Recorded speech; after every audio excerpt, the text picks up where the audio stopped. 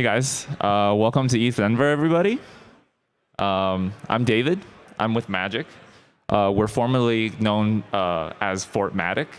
You might have heard about us or seen our product in the wild. We're the non-custodial hot wallet that's trying to make it super easy for your users to use your Web3 app, basically. We're here to talk about digital assets today, NFTs, and how to design an onboarding experience that users will actually want to use. So, okay, we're originally going to have a little fun back and forth, but my partner Brian isn't here right now. We're going to just kind of rip on the meminess of NFTs. He's not here, so I'll just explain it. It's funnier this way, trust me. So basically, this is the public's current understanding of NFTs, right? You got this AI-generated portrait of Mona Lisa holding a Doge, probably a title that says "To the Moon" or something. Yeah, it's a JPEG that anyone can screenshot that costs $4,000. It's a pump and dump, get-rich-quick scheme, and the technology is implemented wrong more often than not. Don't actually go to that QR code, by the way. You'll be disappointed. Cool. So, right, some basic terms to get this out of the way. NFTs, non-fungible tokens. It's a unique, irrevocable digital certificate that cannot be changed. Fungible means capable of mutual substitution, readily changeable. It's non-fungible. Minting is the publishing of the digital data to the blockchain so that it can be transacted. Delivery is the transferring ownership of the NFT from one account to another. Airdrop is the free distribution of an NFT. It makes for a great experience if you can airdrop your assets instead of expecting your users to mint it. I'll get into that a little bit later. Marketplaces is a platform which enables creators to consume and consumers to view, list, and trade NFTs, OpenSea, Nifty's, Rarible, Super Rare, the list goes on and on.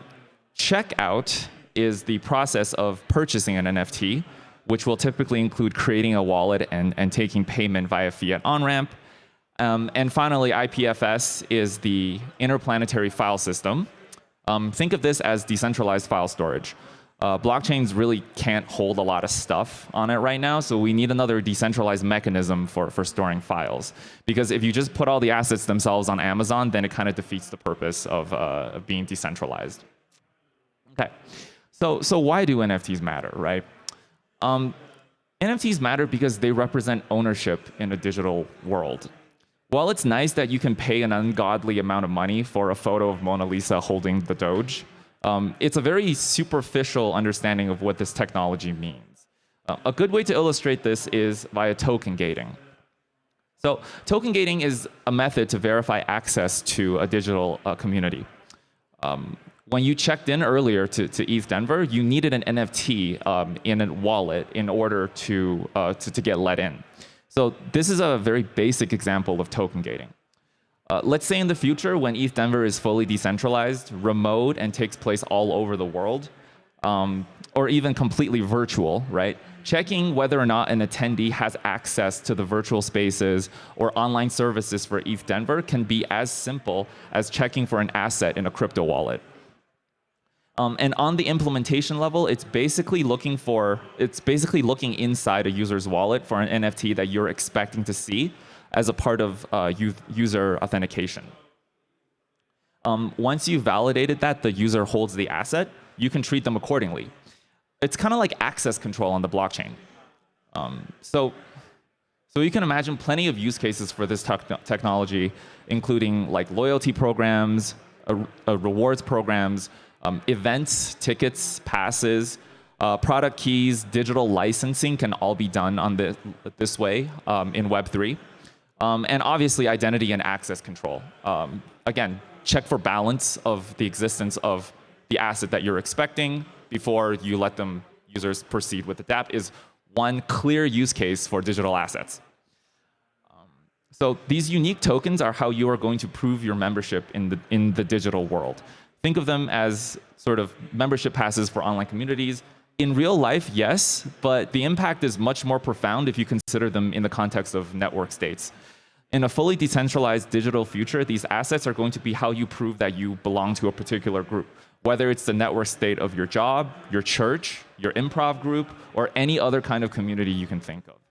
At this point, it becomes less about the JPEG itself and more about what ownership of the authentic JPEG means, what it means to own that JPEG. And obviously, the risks of misapplying NFTs, I don't need to go over these. We saw what happened with the NFT asset bubble over the past year. But the consequences are, when you're not actually providing value, and a lack of meaningful use case will lead to NFT bubble. Lack of standardization resulted in mistrust and led to a lack of adoption. And obviously, difficulty in minting and delivery caused a lot of these sort of user onboarding bottlenecks as well. And finally, it hinders NFT's potential as a legitimate technology for creators. So it's important that those of us in Web3 are in it for the right reasons ourselves and in it for the long run. Otherwise, we'll just keep setting ourselves back with rug pulls and market crashes. So that was a brief overview of one legitimate use case of digital assets.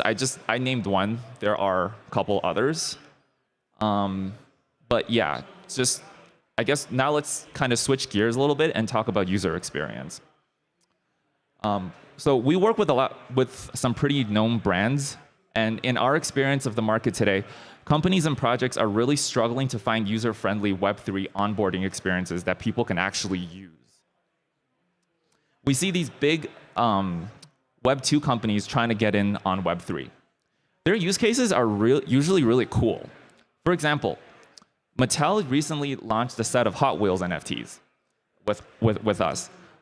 The assets have rarities associated with them, kind of like Pokemon cards, or like Diablo loot. As you can see, super rare is purple, because it has to be.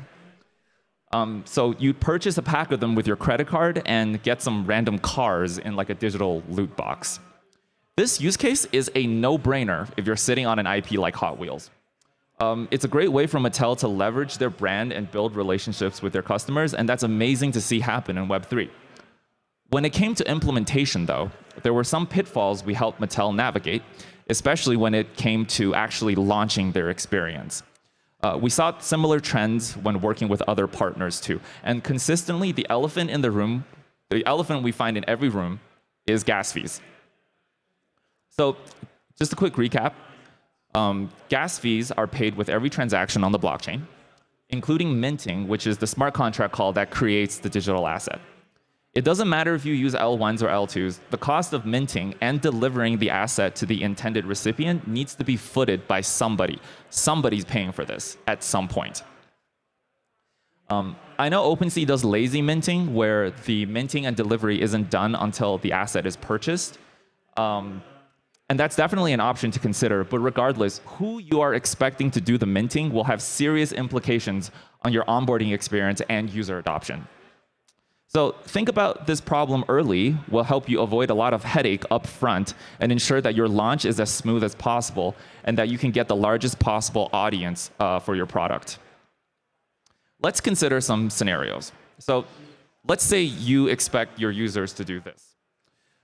So here, you add the minting call of your NFT smart contract into your front-end code, right? So when your users come to your website, they see this mint button.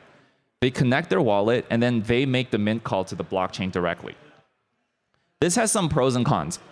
So on the one hand, in this scenario, your users will be the ones marked as having created the asset. It has their keys. It was their keys that made the mint call, so they're the creators of that asset, which is nice if that requirement is necessary to your use case.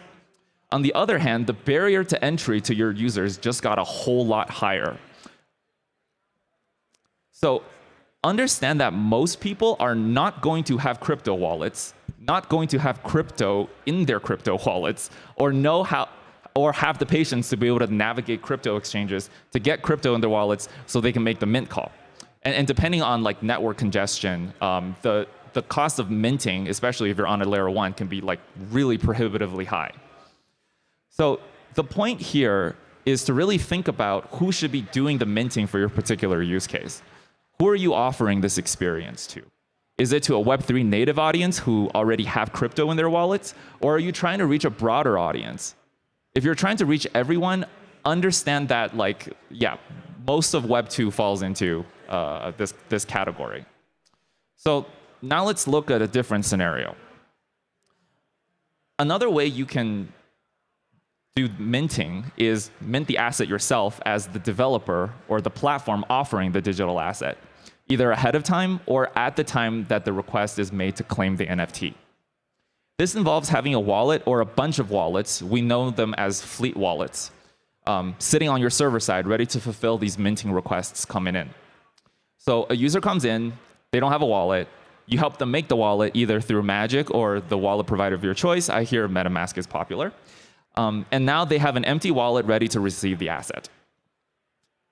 So next, your front end can make a call to your server, right? Either after providing proof of payment. In Mattel's case, they ran like a Stripe charge. Or if you're launching like a community or a newsletter or something like that, you just sign a proof ensuring that the user is who they say they are. You put that to your server side, and then the keys on your server side can do the minting. Either way, there are a couple of advantages here. So your end users don't have to worry about paying the minting fees, because obviously it's your wallets that are doing the minting. You as the platform are the creator of the NFT, so depending on your use case, it might be important when validating the authenticity of the digital asset you're giving to your user. If you mint the asset ahead of time, it could save time and cost for when the transfer needs to happen. And you can bypass high network fees if the network is congested. So obviously, as with anything, there are caveats. This is not a one-size-fits-all solution. It's just the flow that prioritizes the onboarding experience. If you're making an NFT creation platform like OpenSea, where you need your users to be registered as the creators of the asset, then you might not be able to get around having your users do the minting call. But for use cases like token gating, or if you're a platform or if you're a platform or a DAO that's using NFTs to establish a relationship with your end users, then oftentimes it may not matter where or even how the minting is done. So just to recap, expecting end users to do minting is likely going to hurt the adoption of your app. The best marketing in the world is not going to help if you're trying to launch something for free or for fiat money, and you expect users to have crypto in their wallets just to pay for gas. If you're representing a brand, an established community, or trying to engage with a Web 2 audience, very often it makes sense to mint the asset yourself beforehand with a wallet you own. And remember, everything is written to chain and fully auditable. There's no funny business going on here. It doesn't make your solution somehow less pure. Cool. So that was the example of minting, two scenarios, client side, server side. Next, I'll get into a little bit about our solution and what we do. So we're Magic. We were previously called Fortmatic. We've been in this space since 2018. You might have noticed the Fortmatic wallet option on a lot of dApps you use, like OpenSea. We have a new wallet widget product for you guys to try. We think of it as an all-in-one wallet solution to make sure your users have everything they need to start using your dApp. You can check us out, magic.link. Docs are linked directly on the front page. Our solution works out of the box on any browser. So there's no need to install any like Chrome extensions or mobile apps to get started. It's web native.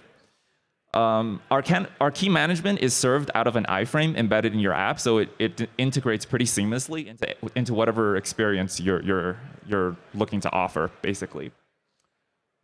Users can sign in with email without having to manage seed phrases or even passwords, so very much like a Web 2 login experience. We also offer major wallet providers on our modal, like you see MetaMask, Coinbase Wallet, Wallet Connect, Rainbow. So your users get all of those wallet connections out of the box as well. We have fiat on-ramp built right into the modal that wraps Sardine, which gives your users options to buy crypto from right inside our wallet widget, either with a credit card or with like bank transfers, Apple Pay, Google Pay, so on and so forth. Yep. And next, here's a quick demo we threw together of what your NFT marketplace might look like. All right, the Mattel creations earlier, I wanted to show this link. This is what they ended up delivering. It's really cool. A lot of care was put into sort of these assets, and I think the distribution model makes a lot of sense too. So yeah, back to the NFT template. This is the NFT dApp template. Your app might look like this. And so this template is available on GitHub. If you go to magic-nft-template.vercel.app, it might help out in your hackathon, whatever you're building this week. Yeah, you can clone the repo, and it has our solution, our wallet onboarding solution baked right in. So your users will be taken to a sign-up and login experience like this. So it's very much Web 2. I can log in with my email or any one of these wallet providers, and I'm connected. No Chrome extensions, works on any browser, works on mobile, all over the place. We also have mobile SDKs for like mobile native solutions as well. So I was alluding earlier to a flow where you expect your users to do the minting. This is likely what's going to happen when you expect your users to do the minting. You have a new user, they come in, they don't have any ETH, you try to mint, and it says you don't have any balance. And at this point, if you're using Magic or MetaMask, the wallet provider might have fiat on-ramp solution built right in, as we do. But very often, they might not even, you will have to give them instructions on how to get the minting money into their wallet to begin with. And at that point, you would have lost most of them. And so really, this is the problem that we're looking to solve, to really just give users the tools to be able to get as much adoption into Web3 as possible. And we believe that it begins very much at the user onboarding step, the wallet connection step. So offering that sort of all-in-one experience with seamless key management is what we're setting out to do as a company. Okay. We also offer really branded experiences. You can customize the widget however you want. No crypto payment, built right in, no KYC, et cetera, et cetera. And this is the Mattel branded experience. We offer white glove solutions, obviously, to enterprises. It's kind of how we are trying to make money. And so you can get your onboarding experience looking like this, obviously for the right price. Integrates directly into your app as well. Completely non-intrusive, Web 2-like experience that can capture the rest of the internet, basically.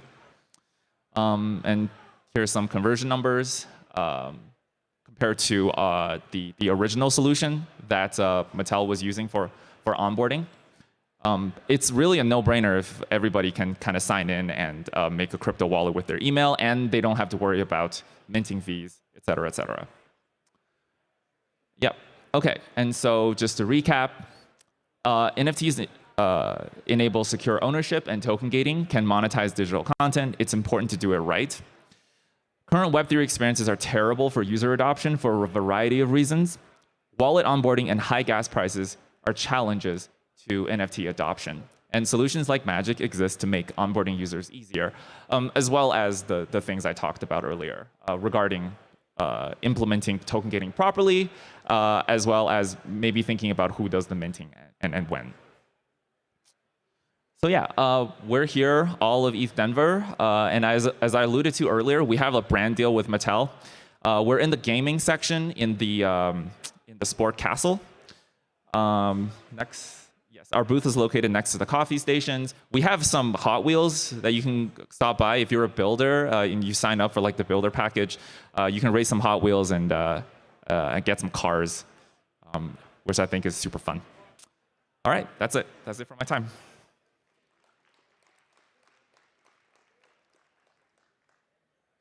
Yeah. Any questions?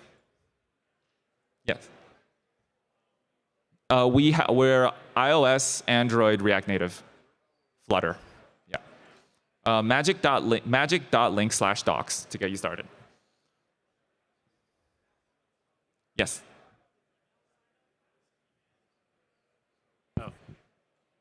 With the email sign up, how does key management work? Right. So we're a hot wallet. So our key management system, our IDP,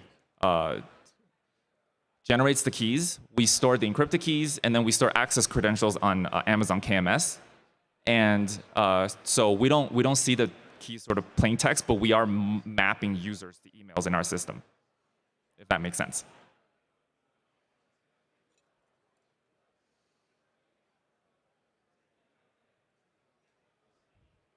How are you guys covering the gas fees? Are you guys actually doing that right now?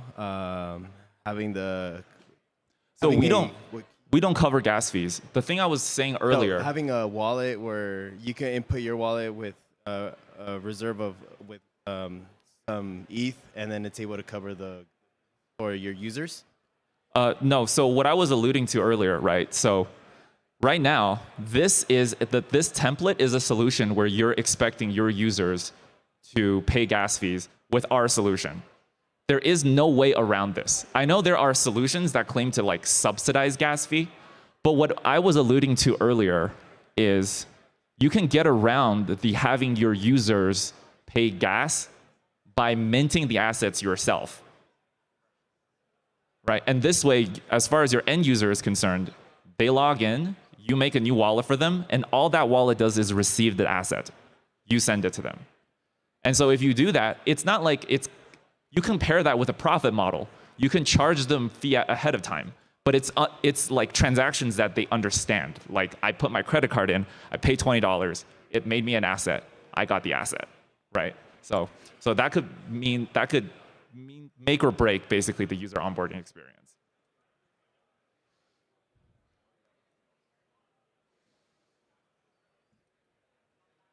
Are you looking into account abstraction and potentially having the key stored in the browser be a signer for something that can then have a paymaster pay for something like mint transactions? That is interesting. I think where we're focused is obviously like MPC is the holy grail in terms of how you do delegated key management. But we have our own posture with which regards which involves progressively sharding the ways that the keys are sort of stored, centralized in our system. As far as like account abstraction goes, we're coming at it from a different perspective too. So like we have kind of this enterprise go-to-market solution where it's kind of like the Twilio model, where we work with a lot of, we give white glove service to a lot of like large enterprises to be able to offer those like hands-on solutions that don't quite necessarily scale. So I think the answer is like for the right price, yeah, we can do it.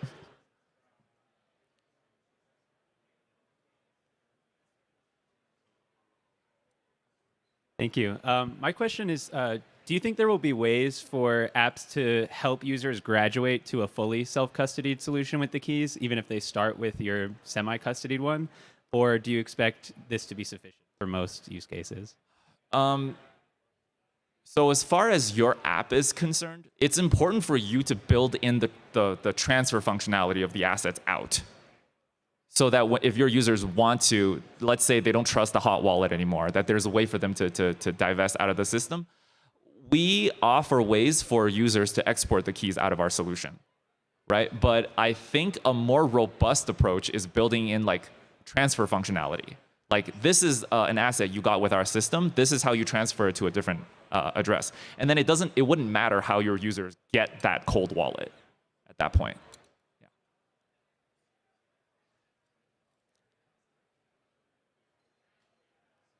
All right, that's my time. Thanks.